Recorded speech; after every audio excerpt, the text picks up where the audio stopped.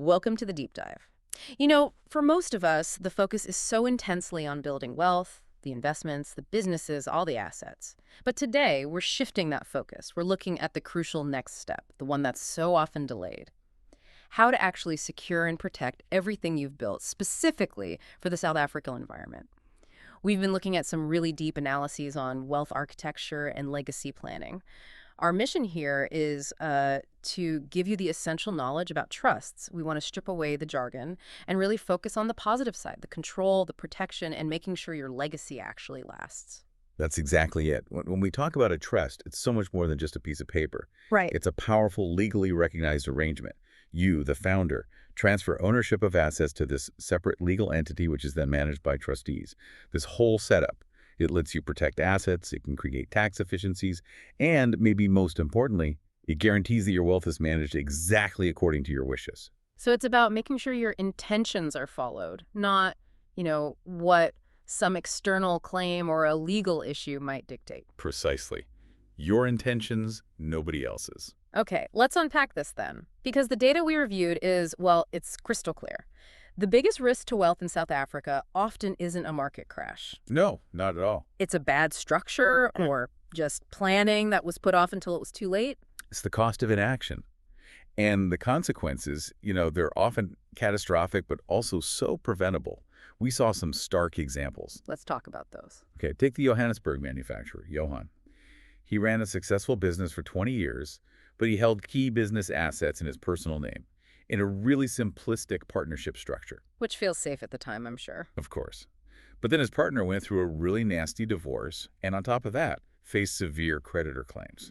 And because of that simple structure, Johan's business assets got legally tangled up in his partner's personal mess. Wait, even though Johan himself wasn't the one in debt? Exactly. Because the assets weren't legally separated from the individual estates, the entire business was suddenly treated as fair game by his partner's creditors. Wow. Okay, so that separation is everything. It is. Under South African insolvency law, the personal estate is what gets targeted. If your business isn't structurally separate, it's part of that estate. Then there's the Durban property developer. He held everything in his personal name, his whole portfolio, even his family home. He thought a trust was, too much paperwork. I think a lot of people feel that way. They do. But then a major construction dispute blew up into litigation. And suddenly he was facing the very real threat of personal sequestration. Which means he could lose everything. The house, too. Everything. The family home, his investments, all of it. Just because it was all exposed to that one single business liability. The sources say he restructured later, and when another dispute came up, his personal life was completely shielded. That's the difference. And it's not just business risks, right? We also saw what happens when tragedy strikes. Oh, absolutely. The Cape Town retail team, a husband and wife, great business partners, but they had almost no estate planning. And the husband passed away unexpectedly. He did. And with no proper trust structure, the estate had to go through the whole winding up process. Accounts were frozen for months. It crippled the business's cash flow. And then massive executor fees and unnecessary estate duty just ate away at the family's inheritance. So the common thread here is this assumption that, I'll get to it later. Yes. But with proper planning, that legal framework is already there. If a lawsuit, a health crisis, whatever it is, if it strikes, your personal assets are shielded and the family's future is secure. All right, this is where it gets really interesting. Let's move from the risks of delay to what intelligent structuring actually does for you. Let's get into the 4 key pillars of the benefits a South African trust can provide. Absolutely. This is where the real power of the tool becomes clear. First up is asset protection.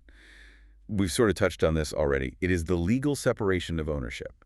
For a trust to really work against creditors, you, the founder, have to irrevocably give up personal ownership of the assets. And that's a big step for people to take. It is, but it's crucial. Because once those assets are in the trust, they fall completely outside your personal estate. So if you face a personal financial problem, they're protected. And if it's structured correctly, it can even shield those assets from being divided in a divorce. So that separation of risk is pillar number 1. What's next for the long-term view? Pillar 2 is wealth preservation and generational planning. I mean, trusts are really the gold standard for this. For making it last beyond just your lifetime. Exactly. They let the founder set rules that can govern those assets for generations. It protects the wealth from, say, debt that a future beneficiary might run up or just, poor decisions by younger family members. You're creating a dynasty, not just a holding account. You are. And for this, the time of trust matters. People know about living versus testamentary trusts, but it's more about control. A vesting trust offers certainty assets have to go to specific people. But a discretionary trust that gives trustees the power to decide when and to whom distributions are made. Which sounds a lot more flexible. It offers maximum flexibility and protection, which is why it's often the preferred choice for long-term planning here in SA. Okay, that makes sense. Now for the one that always gets people's attention, tax. Pillar 3, tax efficiency. Right, and this is an area with a lot of misunderstanding. A trust can be used strategically to minimize estate duty when you pass away, because all that growth in the trust's assets happens outside of your personal estate. But what about income tax? I've heard the rate is really high. It is. Income that is kept inside a trust is taxed at a flat rate of 45%. And I know what you're thinking. Yeah, 45% sounds punitive. Why would anyone accept that if the goal is efficiency? Because of something called the conduit principle. It's a key concept. If the trust distributes the income to the beneficiaries within the same tax year, Okay. then that income is taxed not at the trust's 45% rate, but at the beneficiary's own personal marginal tax rate. Ah, I see. So if the beneficiary is, say, a student with no other income, their rate could be much, much lower. Exactly. Could be 18% or even 0. That distribution mechanism is where all the flexibility and tax efficiency comes from. You can shift the liability. That is a critical distinction. And what about capital gains tax, or CGT? That's the other side of the coin. The effective CGT rate in a trust is higher. It's 36%. Individuals have a much lower effective rate, around 18% at the top end. So there's a trade-off. There is. This is why you need expert advice when you transfer assets into a trust.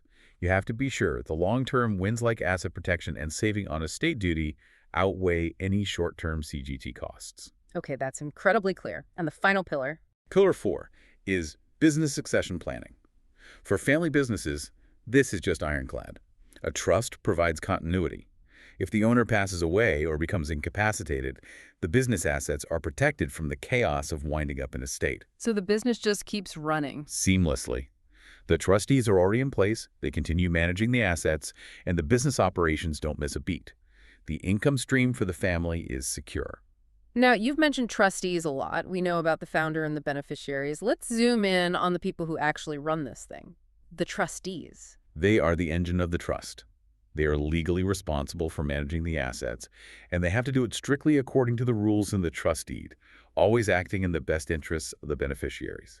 It's what's called a fiduciary duty, the highest level of legal responsibility. This brings me back to that control concern. If I hand over ownership and management to trustees, do I lose all my say? You don't lose all your say, but, and this is important, you must give up sufficient control for the trust to be legally valid. What does sufficient mean in practice? Well, the founder can definitely be appointed as one of the trustees. That gives you involvement, you have visibility, but you must always abide by the rules of the trust deed. And this leads us to a mandatory compliance detail in South Africa that's absolutely non-negotiable for family trusts. You have to appoint at least one independent trustee. An independent trustee, someone with no connection to the family. Correct. No familial or financial connection to the founder or the beneficiaries. Why is that one person so important? What's their main role? Their role is critical. They're there to ensure impartiality, yes, but more importantly, they are your primary defense against the trust being declared a sham by SARS or the High Court. A sham? That sounds bad. It's the worst case scenario. It means the whole structure is voided. So what triggers that? What makes a court or SARS decide a trust isn't legitimate? It happens when there's clear evidence that the founder never actually intended to give up control. The classic red flags are: 1, using the trust's bank account like it's your own personal piggy bank. 2, failing to hold proper annual trustee meetings and pass formal written resolutions for every big decision. So no informal, around the dinner table decision. Absolutely not. And 3, if the founder just consistently ignores the trust deed and does whatever they want. If any of that happens, SARS can just ignore the trust completely, attribute all the income back to you personally, and hit you with huge back taxes and penalties. So the independent trustee's job is basically to enforce that formality and keep everyone honest. To ensure strict compliance, yes. They are the guardians of the trust's legal integrity. This really emphasizes that a trust is not a set it and forget it kind of thing. Not at all. It requires ongoing administration. The trust deed needs to be reviewed regularly, at least once a year, and definitely after any major life event like a marriage or change in tax laws. It's a living document. So, putting all this together, for someone looking to set up a trust, or maybe for someone who's listening and now worried their existing trust might be at risk of being a sham, this all sounds pretty complex. It is, and that's why the value of an expert guide, a dedicated trust consultant, is just, you can't overstate it. They translate all this legal risk and technical detail into clear, actionable steps. And our sources pointed to this need for specialized guidance. They did. For example, an expert like Limka Sturman. Her focus is specifically on educating and empowering people on this. She's not just there to file paperwork. She's there to make sure every single component, from the clauses in the deed to the minutes of the annual meetings, is robust enough to withstand a challenge from creditors or an audit from SARS. So what should someone expect from that kind of service? It's not just setup then. No, it's a holistic approach. It starts with assessing your goals and maybe your existing structure, finding the vulnerabilities, then providing simplified solutions, cutting through the jargon, and crucially, helping with the ongoing compliance. That's the key to preventing that sham designation we talked about. And who really stands to benefit most from this kind of professional guidance? I'd say anyone who is asset rich, but structurally vulnerable, business owners thinking about succession, parents who want to secure their children's future. Basically, if you own property, run a business, or have investments that you want to survive you and survive any legal challenges, then professional advice is really essential. Okay. We've covered the very real risks of delay, the 4 powerful pillars of protection, and the absolute necessity of compliance to avoid your trust being declared a sham. It feels like the core lesson is that your legacy deserves a real plan, a solid legal structure, not just hope. That's it, exactly. A proper structure ensures your family isn't trying to navigate months of legal chaos and frozen accounts while they're grieving. It ensures the assets you worked so hard to build actually get to your children and grandchildren, not to creditors or SARS because of some technical mistake. A very powerful point. So if you're listening and you want clarity on your own structure, or you need help creating or managing a trust that is fully compliant here in South Africa, seeking out that expert advice is the obvious next step. You can visit www.linkcusterman.com to explore personalized solutions. That includes, having your current structure assessed to find any vulnerabilities and map out a legally protected future for your family. That's a great practical step. And to close out, we want to leave you with a final provocative thought, which comes directly from the insights we reviewed today. Ask yourself this one simple question.